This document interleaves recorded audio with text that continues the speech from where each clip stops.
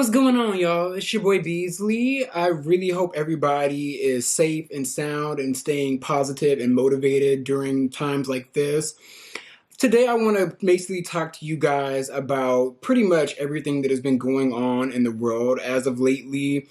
I feel like as a black man myself who is now stepping into the realm of being a content creator, that it would be completely irresponsible for me to not talk about and address basically everything that has been going on. Like I tell you, 2020, this year is just not letting up. It's like the rose colored glasses are off. Like 2020 vision, like everybody is starting to see things clearer and everybody's really like the wool is off. Like everything is starting to be seen for what it is. There's no more sugarcoating. There's no more tap dancing around uncomfortable issues. And there's no more putting stuff on the back burner and forgetting about it because it doesn't happen to you. Like, I feel like globally as a whole, everybody is waking up. And this is something that God intended for it to happen. Like, for the longest, I feel like we as a society were vibrating like at a very, very low vibration. There's been a lot of mess going on that has been riding for the longest, and we can't let anything ride anymore. I want to talk about basically racism and how it has really penetrated and really affected everybody at a very, very deep level. Specifically, black people. I understand that every single race faces racism except for white people, but at this point, us black people, we face it the most. We're at the bottom of the totem pole in the eyes of society. And this, honestly, everything that's been going on has been an accumulation of events that kept on surfacing and happening over and over again and been swept under the rug. There's no more sweeping under the shit under the rug with the TV anymore. It's time for everybody's voice to be heard on this issue, including white people that aren't racist. If you know you aren't racist, it's time for you to speak out to your white brothers and sisters and really like check them and let them understand really what the fuck is going on at this point. Like at this point, black people, we have done everything that we can to combat racism in a peaceful way, and also we have marched, we have spoken, we have yelled, we have fought for our rights for the longest time, and now this isn't our fight anymore. Like white people and people that hold the privilege, it's up to you guys to get to the root of this issue and change this shit for the better. Because you guys, like, let's be real, you guys are not the majority anymore. As much as you think that you aren't. And then Asian people, like I've said before, they like to kind of lean towards the white side of things, and Latinos too. Like, there's gonna come a day and time where they start to come for you. They've already showcased it since coronavirus hit. The racism against Asians was at an all-time high. They showed it against Latinos when they were placing Mexican people into cages. Like, you guys aren't safe either. And it's time for you guys to really see what's going on and use your voice to speak out on all of the incidents that are happening in this day, in this country, globally for that matter, not even just the United States. But I want to start off with George Floyd. Now, at first I didn't know, but he's a Houston native just like me from here. And the video that surfaced with him in broad fucking daylight with that bigoted police officer had his knee on his neck for a total of 9 minutes. 9 minutes, y'all. So you mean to tell me that after 3 minutes, you just kept on having your foot on his neck after this man was screaming, "I can't breathe, I can't breathe"? Like, do you think that this was just a joke? And that man even had a smirk on his face. There was a crowd around him. And he felt like he was going to get off scot-free because, hell, everybody else has. Like, what police officer has really been taken to task about this? And even, like, people that, quote-unquote, like, do social justice, like, what's his name? Oh, he's like a Hispanic piece of shit that killed, I forgot his name. But you guys know exactly who I'm talking about. Every person that has killed a black person, for the most part, has gotten off scot-free. and we can't let this ride any longer.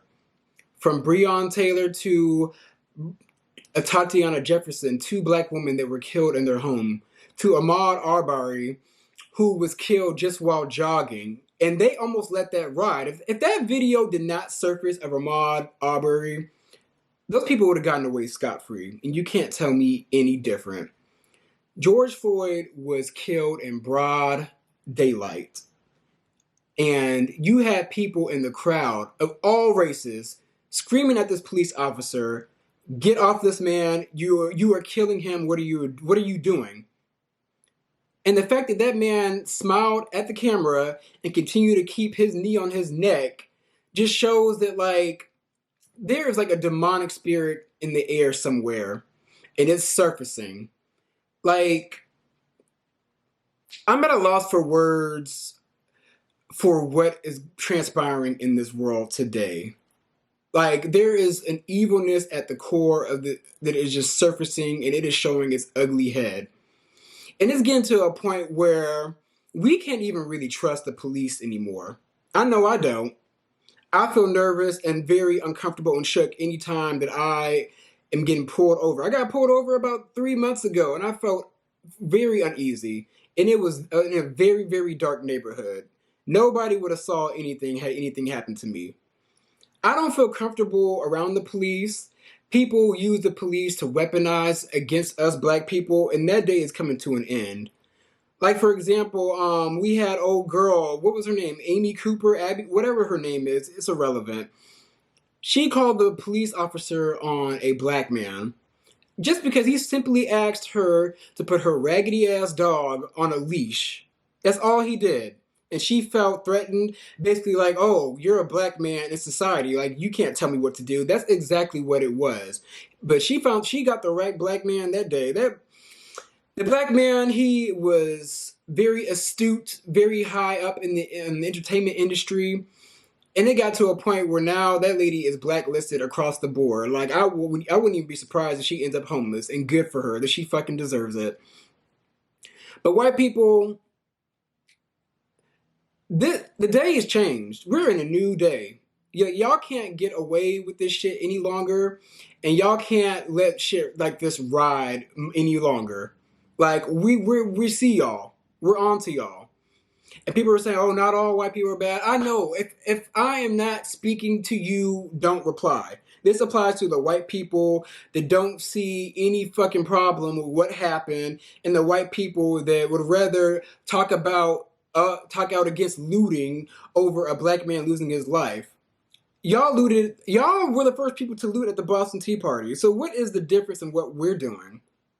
Now, granted, I'm not really for looting, because mainly they're looting and really destroying their own neighborhoods. But at this time, like, I'm not mad at them, because it's like, what else can we do at this point? Like, we need to shake some shit up. Like, y'all need to hear us. Like, this is not fair whatsoever. And I may be getting a little emotional and a little passionate, but this shit has been going on for far too long, and enough is a fucking enough at this point. Like, I'm so sick of things just being, like, gone unacknowledged by other races. Like, anytime we have an issue, like, anytime another race has an issue, us black people, for the most part, we ride and cape for y'all. But at the same time, it's like, when there's an issue with us, it's like, where are y'all? Like, who can we run to? It's like, we just have to be there for us and hope that things get better. But, like, we can't hope anymore. Like, at this point, it's time for action. It's time to be seen, and it's time to be heard. We're not going to let shit ride like this any further. And me personally, I've always been against purchasing a gun, owning weapons. I've never even shot a gun. But it's getting to a point now where I feel like I may have to get one for my own safety. It's just like, if you can't trust the police, who can you trust? We can't trust y'all at this point. Like, that ship is sailed. No matter how many times you guys say, "Oh, not all cops are bad, blah, blah, blah," well, the majority of y'all are. Like, we have to keep it real.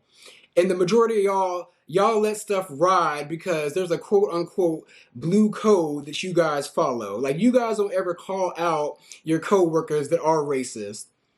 And it's crazy how during a protest, like a quote-unquote peaceful protest that started peacefully, The police want to react, and then they're surprised about the reaction that they get. You guys had nothing but white people protesting being on quarantine, going up to Capitol Hill with AK-47s, and you guys were handing out water bottles to them. Like, do y'all think we do not see the difference in the way that you treat them and the way that we're treated? Like I said, like, this is not going to continue to ride any further. We want justice. And if you guys let this man get off, shit is going to get even worse in this country to where everything is shut down. And that's on period. I really hope everybody is safe. I really hope everybody is going out to these protests. Like, please just be safe. Don't be out there just wilding out just to wild out. Like, remember the purpose that you want to go out there for. Remember the people that you are marching for and are protesting for. Fuck all that material shit. Fuck all that looting. Fuck all that vandalism. Go out there and use your voice and march for your rights. I love you all. And during times like this, I wish that every race could come together. But at this point, we need to be heard one way or the other. I love you all. I love us for real.